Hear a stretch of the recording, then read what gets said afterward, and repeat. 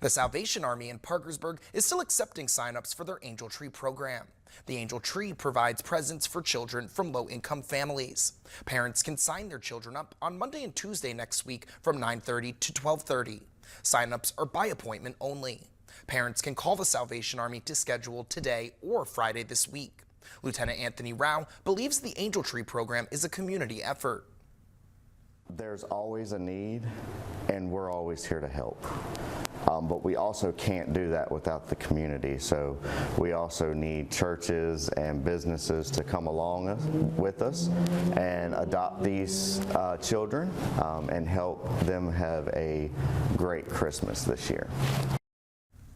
For more information about the Angel Tree program, you can visit our website at WTAP.com.